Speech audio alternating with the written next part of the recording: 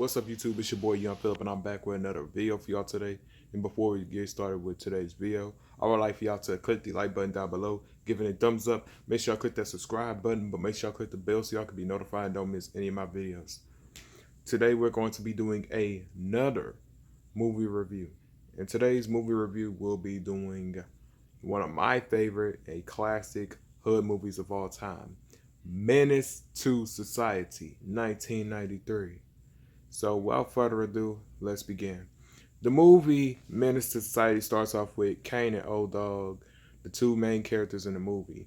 They go get some 8-ball from a liquor store, but one of the people at the store who are Korean, and they keep a suspicious eye lookout on them to see if they ain't stealing nothing, even though they ain't even stealing nothing.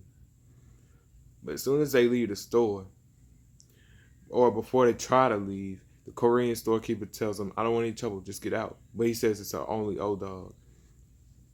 And then he says the line that got him in an awkward situation.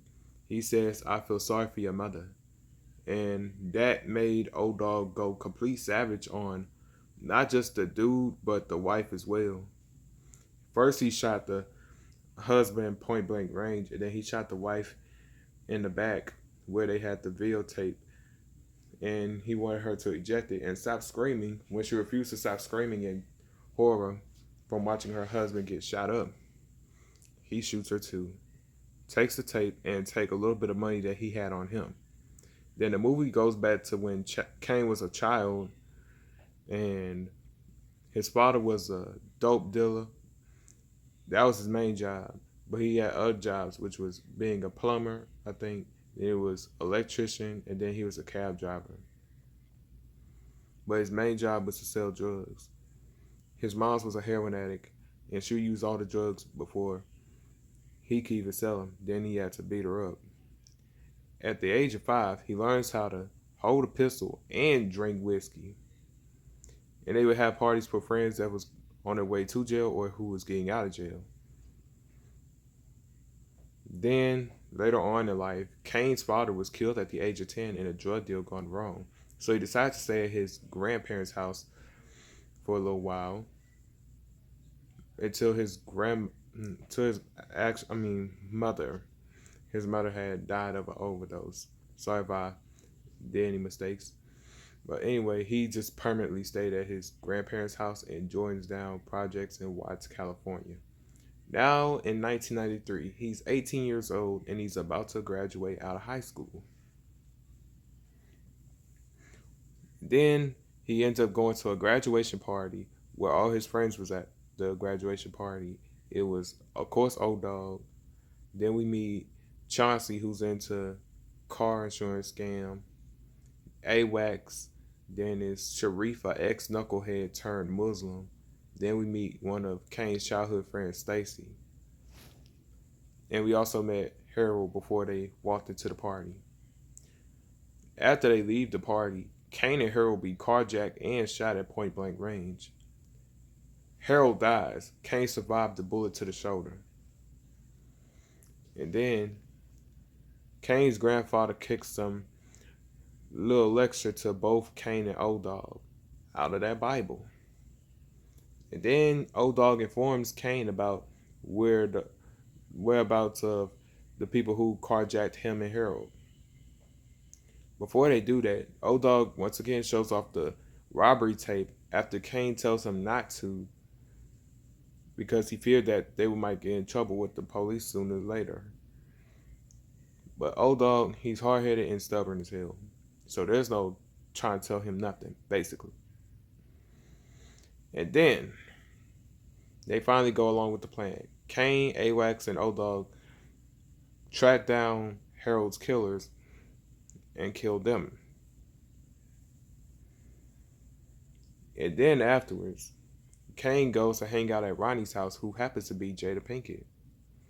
I ain't gonna lie, she looked good back then, but nowadays I don't know what happened. But anyway, she doesn't like her son cursing, even though he is technically 5. Yes, she also has a son in the movie.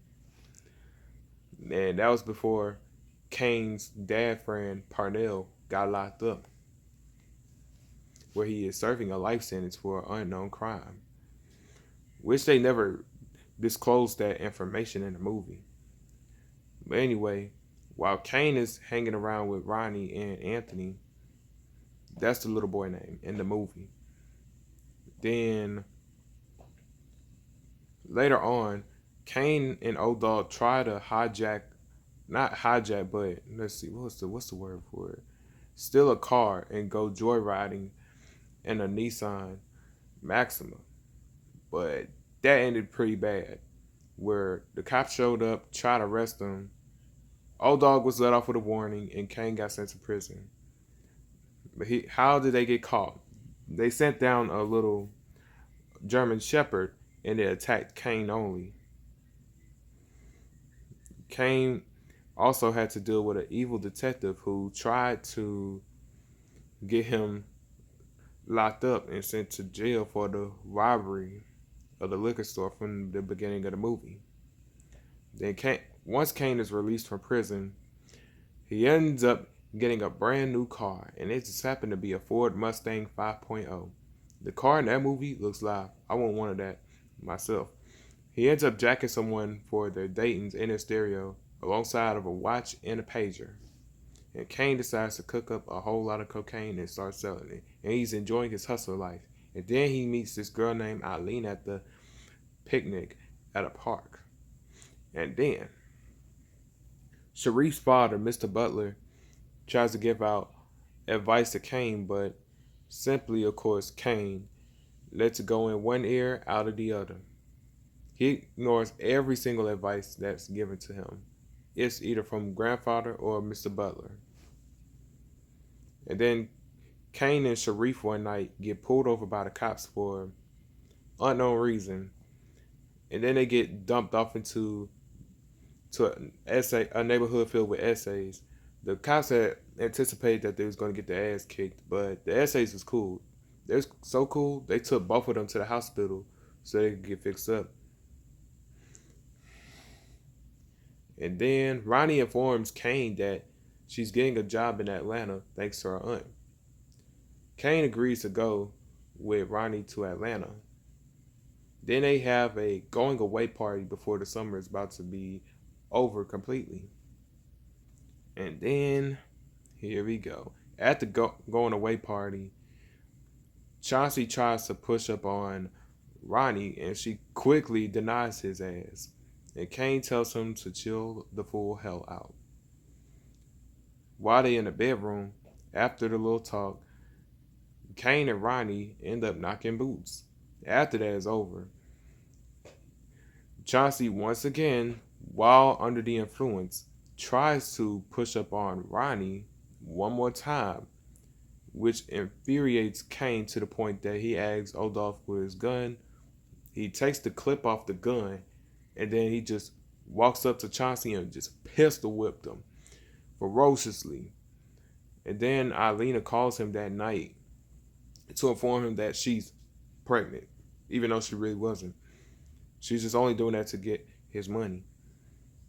And then Chauncey ended up taking the robbery tape that he got from Old Dog and decided to send it to the PO, police, of course. And then Kane went to go visit Parnell in jail. After visiting Parnell in jail, Kane ends up getting an unwanted visit from Eileen's cousin. After hearing the news of Kane dogging her out, Kane decides to take matters into his own hands and punching the dude who tried to check him outside of his grandparents' house, which causes him to get kicked out of his grandparents' house that day. On the same day that he was leaving, Old Dog had to inform Kane that the police was on the lookout for him and Old Dog. Of course, it's going to be over the robbery tape or the liquor store scene from the beginning. And Doc dropped a dime on Chauncey's punk ass. And Old Dog said he'd kill him first if he don't get caught by the feds. And then Eileen's cousin is planning revenge for the earlier humiliation by Kane.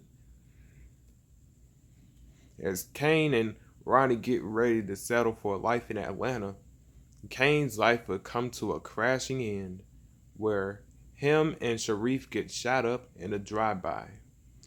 While Kane tries to protect Lil Anthony, he ends up receiving some hot wounds into his body. He felt that hot iron go right into his body. Let's see. Old Dog ended up getting arrested, even though that one wasn't supposed to be put in, but they just put it in there anyway. And then he still remember his grandfather asking that one question: "Do you care to rather live or die?" And now it's too late. Anyway, this movie, Menace to Society, is a really touching movie. It touches on a lot of subjects about the ongoing cycle of violence will never end in the black community. Well, but for real though, if y'all never seen Menace to Society, you can always get on DVD or VHS, wherever the case may be. Get it and watch it now. I'd like to say thank y'all for tuning in to today's video. Make sure y'all click that like button, give it a thumbs up. Make sure y'all leave a comment down below and leave a quote from this movie. And also, don't forget to click that subscribe button, but make sure y'all click that bell so y'all can be notified. Don't miss any of my videos. Don't forget to add me on my social media at YoungPhilip_00 on Instagram. Don't forget to add me on Snapchat at Ryan36105. And don't forget to add me on TikTok at YoungPhilip00. And with that being said, I'm out.